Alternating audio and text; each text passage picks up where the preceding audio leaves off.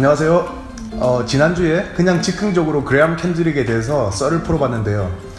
예상보다 반응이 너무 좋아서 월십 리더 이야기라는 코너를 정식으로 만들기로 했습니다. 예이! 이럴 줄 알았으면 지난 시간 그레엄 켄드릭 다룰 때 좀 더 신중하게 다룰 걸 그랬습니다.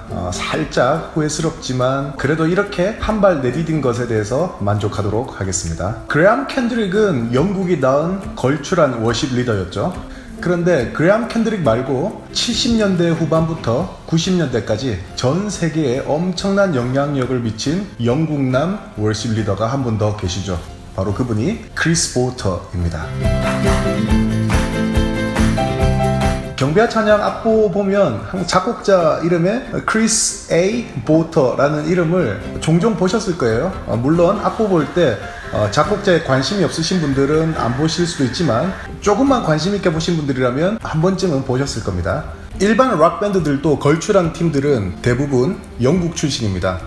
구르는 돌들, 진한 보라색, 날지 못하는 풍선, 창세기, 딱정벌레들. 대단하지 않습니까? 제가 한국말로 해서 어리둥절한 분들도 계실 텐데요. The Rolling Stones, Deep Purple, Led Zeppelin, Genesis, The Beatles까지 다 영국 밴드들이죠. 영국 파이팅! 많은 사람들이 크리스 보터를 현대 예배 운동의 아버지라고 생각합니다. 사실 70년대만 해도 경배와 찬양이라는 것은 지금처럼 잘 이해된 개념이 아니었습니다. 찬송가와 합창, 성가대 이런 거는 그것 자체가 예배라는 목적이 아닌 그저 예배의 한 순서에 불과했었죠. 찬양 자체가 예배의 핵심인데도 불구하고 예배 시작 전에 하는 찬양을 준비 찬양이라고도 했었고요. 생각해보면 좀 웃기죠? 하나님은 꼭 11시 정각에 임하시는 건 아닐 텐데 말입니다. 찬양을 시간 때우기나 형식적인 순서 정도로 생각했던 게 그 시절 찬양에 대한 일반적인 성도들의 생각이었던 것 같습니다. 그런데 크리스 보터는 70년대에 이미 찬양 가운데 임하시는 성령님을 체험하고 찬양이 단지 예배상의 순서가 아닌 찬양 자체가 기도이며 치유와 회복 그리고 성령님의 임재하심을 경험하면서 자연스럽게 모던 월십의 선두주자가 됩니다. 크리스 보터는 그 이후로 50여 개국을 돌아다니면서 예배 사역을 계속하게 되고요. 수백 곡의 찬양을 만들었고 각종 찬양 프로그램 트레이닝, 컨퍼런스, 레코딩, 라디오, TV 프로그램 이런 걸로 다양하게 활동했습니다. 그리고 비교적 최근 2007년에는 슬리포드 새생명교회 New Life Church in Sleaford 담임 목사가 되었습니다. 담임 목사님 되신 거 축하드립니다. 교회에 많은 사역들이 있겠지만 특별히 국제예배학교 Worship Academy International 이걸 운영하면서 크리스 보터의 비전은 지금도 현재 진행형으로 이루어지고 있습니다.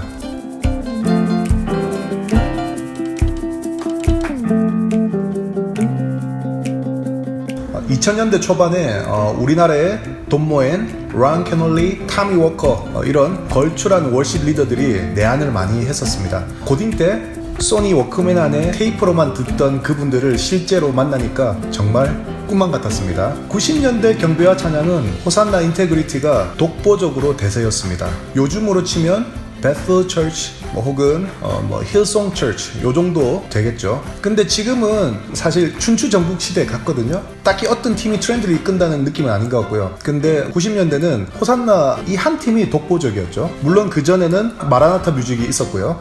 마라나타 뮤직 다음에 자연스럽게 호산나 인테그리티로 체인지 되었고요. 호산나 다음에 힐송 처치로 자연스럽게 넘어갔었죠. 그리고 호산나 하면 당연히 호산나 인테그리티 황금 세션들이 있었죠. 편곡과 키보드의 탐 브룩스. 저랑 제 와이프에게 가장 큰 영향을 미친 뮤지션이죠.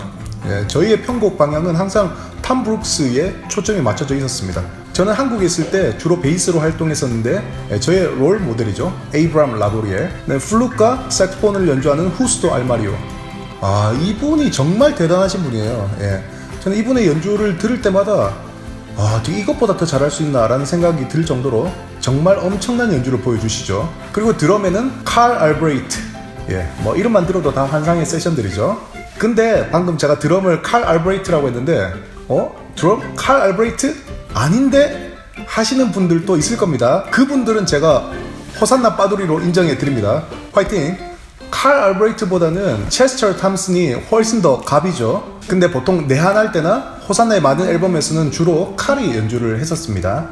몇 년도인지 정확하게 기억은 안 나는데 이 황금 세션들이 컨퍼런스를 하러 한국에 몇 번 왔었습니다. 그 중에 한 컨퍼런스에서 드럼 칼이 못 온다고 하는 거예요. 주최 측에서 좀 힘들어했었는데 칼이 안 오는 대신 누가 오기로 했냐면 체스터 탐슨이 오기로 한 거예요. 정말 깜놀이죠. 뭐 이유가 말이 안 되지만 저희한테는 너무나 좋은 사건이었죠. 엄청난 사건이었습니다.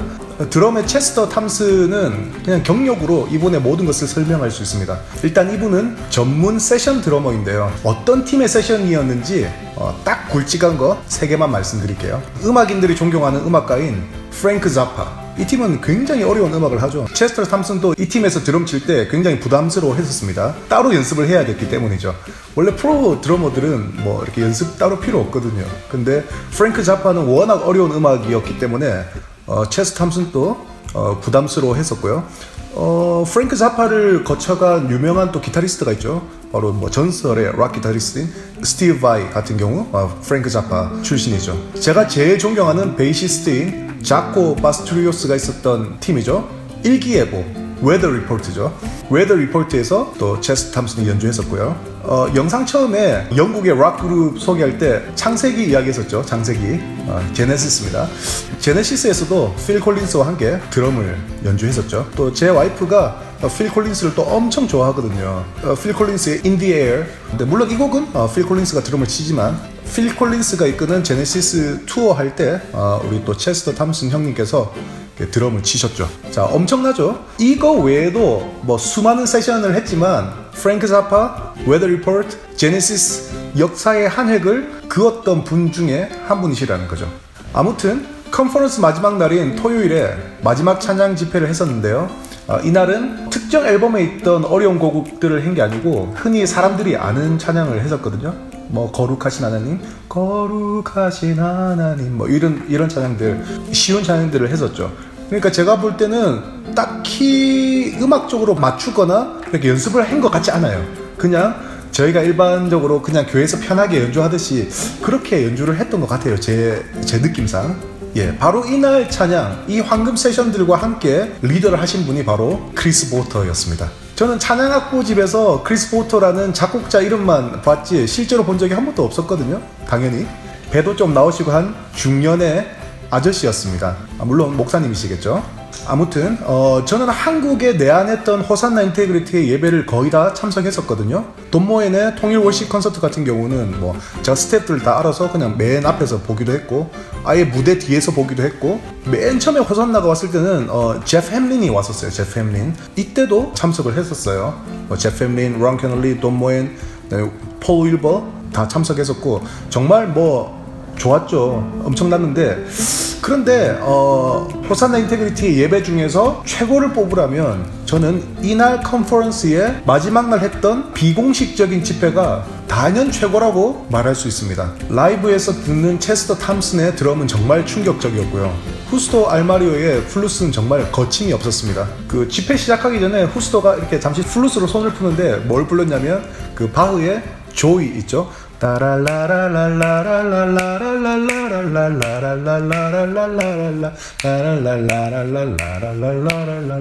이걸 플루스로 부르는데 와, 음색이 그렇게 예쁠 수가 없는 거예요. 너무 음색이 완벽해서 손 푸는 거 보고 그냥 기절할 뻔했습니다. 그리고 실제 집회 때 후스트의 플룻도 엄청났고요. 색스폰은 얼마나 자연스러운지 색스폰이 있는 줄도 모르게 받쳐주는 거예요. 뭐 에이브람 라보리엘의 베이스는 두말하면 입 아프고요. 탐 브룩스의 환상적인 편곡과 키보드 연주는 언제나 저를 실망시키지 않습니다. 정말 그들의 압도적인 연주력과 함께 터지는 예배의 대향연은 정말 말로 설명하기 힘들 정도입니다.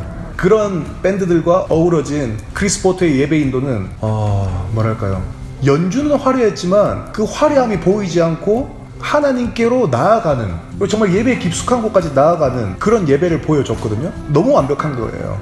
연주는 너무 좋은데 그렇다고 연주가 부각되는 게 아니고 그 화려한 연주 때문에 예배로 깊이 들어갈 수 있는 것을 그날 경험했거든요. 아직까지도 저는 이날 컨퍼런스가 제 생애 최고의 예배였고 제가 추구하는 것도 결국 이날의 예배가 제 인생에서 기준이 되고 있습니다. 그래서 음악은 화려하고 정말 멋있게 되지만 사실 그 음악은 예배라는 도구로 쓰여야 하는 겁니다.